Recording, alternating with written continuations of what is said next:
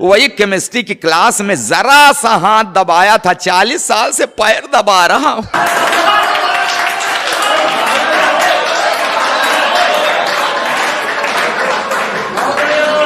अपनी तरह का एक ऐसा कवि इलाहाबाद से हमारे बीच में आए हैं जिनकी शैली, शिल्प, बात करने का लहजा अपने आप में एक विशिष्ट है। राधेश्याम भारती इलाहाबाद से हमारे बीच में है। जोरदार तालियां बजाकर आमंत्रित करिए।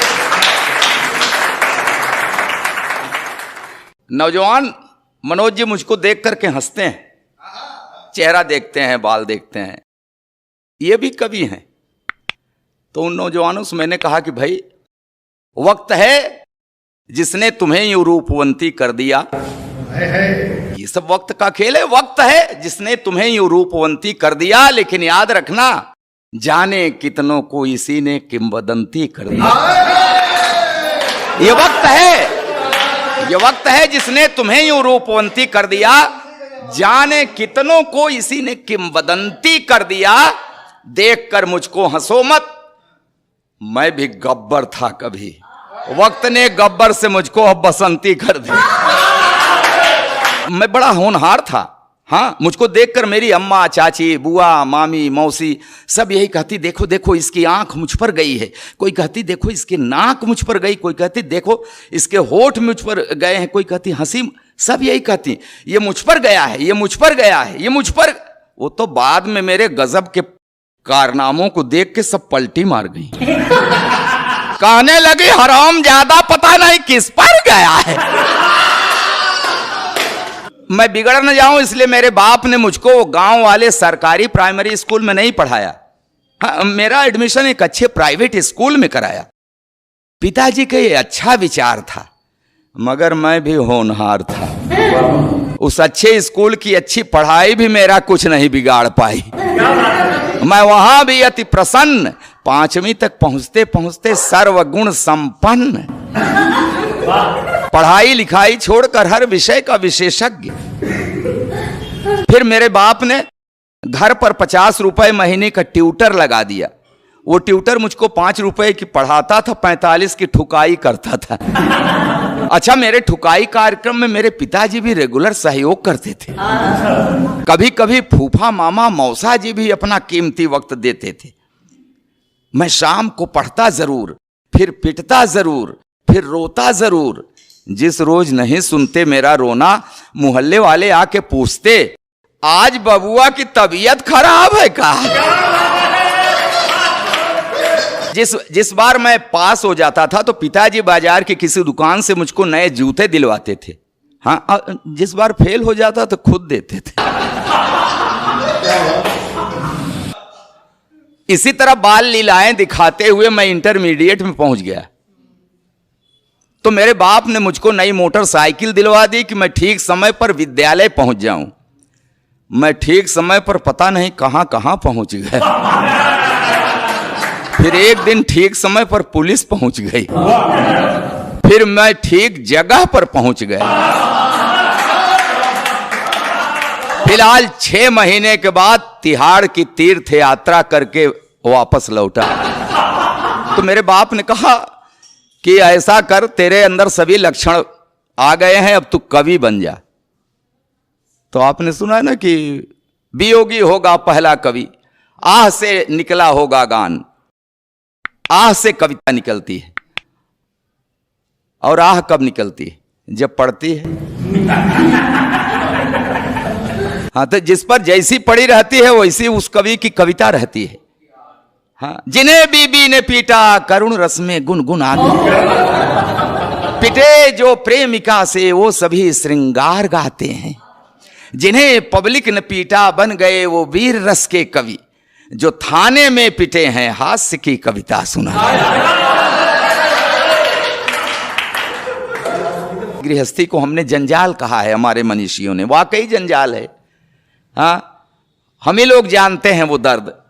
रोज नया एक जख्म, जख्म भरने भी नहीं देती, कान पकड़ती मन का कुछ करने भी नहीं देती।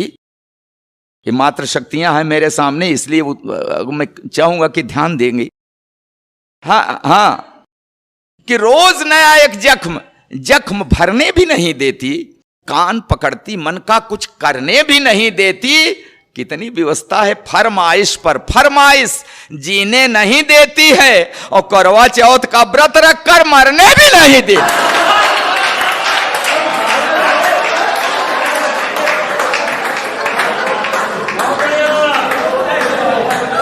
कैसे सांसत में हम लोग जी रहे हैं, अब क्या बताएं। जो भी सरकार आती है साहब, शासन प्रशासन हमारा जो भी, सब महिलाओं के पक्ष में ही कोई न कोई बना देते हैं।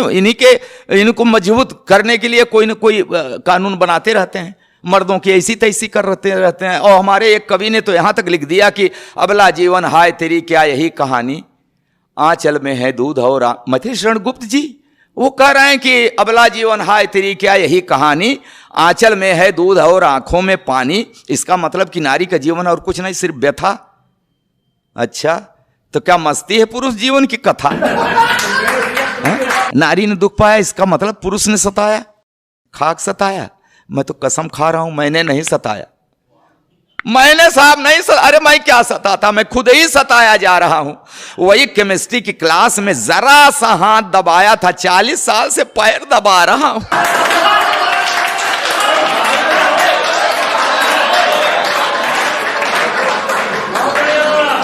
अच्छा, विदाई के समय रो रही थी।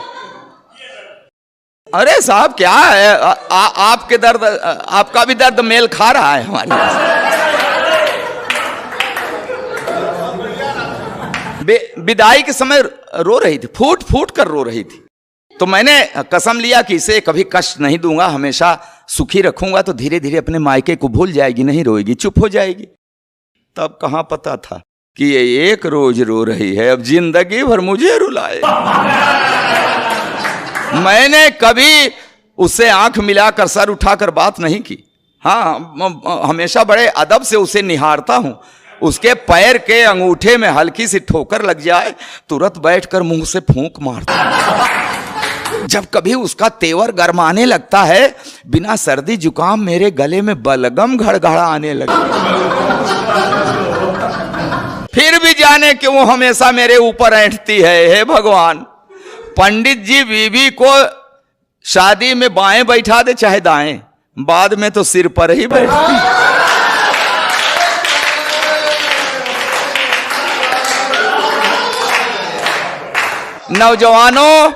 नौजवानों सुन लेना, ये जवानी की सारी मस्ती छूट जाती है। आई लव यू की क्लच प्लेट टूट जाती है। करो पढ़ी लिखी है, तब से लेकर आज तक हर रोज सवेरे रामायण पढ़ती है, दिन भर महाभारत करती है। जब बाजार गई उसे साड़ी का वही रंग पसंद आया जिसने मेरे चेहरे का रंग उड़ाया। चोरी करूं, बेईमानी करूं, कहीं से लाऊं, ला कर रख दूं हाथ पर गड्डी, तो चाहकने लगती है। प्यार का ओवरफ्लो, सैया सैया की जगह भैया भैया कहने लगे। अच्छा, जिस दिन नहीं पाती पैसा, ऐसी नजरों से देखती है जैसे चबा जाएगी कच्चा। कहती है ऐसे निकम्मे पति से तो प्रेत अच्छा। मैं खाते वक्त अक्सर अचार मांगता हूं, अब क्या करूं। जब देखता हूं कि उसकी भौं तनी है, हिम्मत ही नहीं पड़ती कह दूं कि सब्जी ठीक नहीं बनी है। एक दिन रोटी कड़ी थी, मेरे 2 दांत टूट गए। नहीं, रोटी कड़ी थी, उसके खाने से नहीं टूटे, कह दिया था कड़ी है। बेलन के हवाई हमले से मेरी रूह हिल गई, तभी से मुझे दिव्य दृष्टि मिल गई। अब मुझे गधा कहते हैं तो हाँ मैं सिर हिलाता हूं। वो एक शब्द बोलते हैं मैं पूरा पैराग्राफ समझ जाता हूं। मैंने 2 विश्वविद्यालयों से डिग्रियां ली हैं साहब, मगर इस बात का भी उसके ऊपर कहां असर पड़ता है। कहती है बछड़ा भले 2 गायों का दूध पिए, बड़ा होके बैल ही बनता है। चावल में अक्सर कंकड़, तो मैं कहता हूं अरे भाग्यवान, उस भगवान ने तुझे 2 बड़ी बड़ी आंखें दी हैं, ये चावल के कंकड़ बीन लिया करो जी। तो कहती उसी भगवान ने तुम्हें भी तो 32 दांत दिए हैं, ये चावल के कंकड़ फोड़ लिया करो जी। अब क्या करूं साहब, आज भी हर रोज उससे कोई न कोई शऊर सीख रहा हूं, आंख कान मूंद कर ट्रॉली खींच रहा हूं।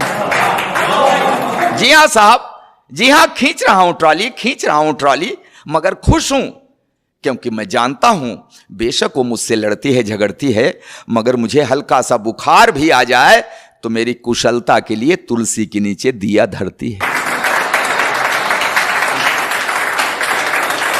कि हां, बेशक वो मुझसे लड़ती है, झगड़ती है, मगर मुझे हल्का सा बुखार भी आ जाए तो मेरी कुशलता के लिए तुलसी के नीचे दिया धरती है, रखती है व्रत उपवास, मनाती है कि अक्षुण रहे हवात, बना रहे 7 जन्मों का साथ। और ये नोक झोंक, ये तो दाम्पत्य का अंग है। मियाँ बीबी से लड़ता है, बीबी मियाँ से लड़ती है, मगर बिखरने मत देना इस दाम्पत्य को, क्योंकि बुढ़ापे में जब बेटे और बहुएं साथ छोड़ देते हैं तो एक को दूसरे के सहारे की बड़ी जरूरत पड़ती है, बड़ी जरूरत पड़ती है, बहुत।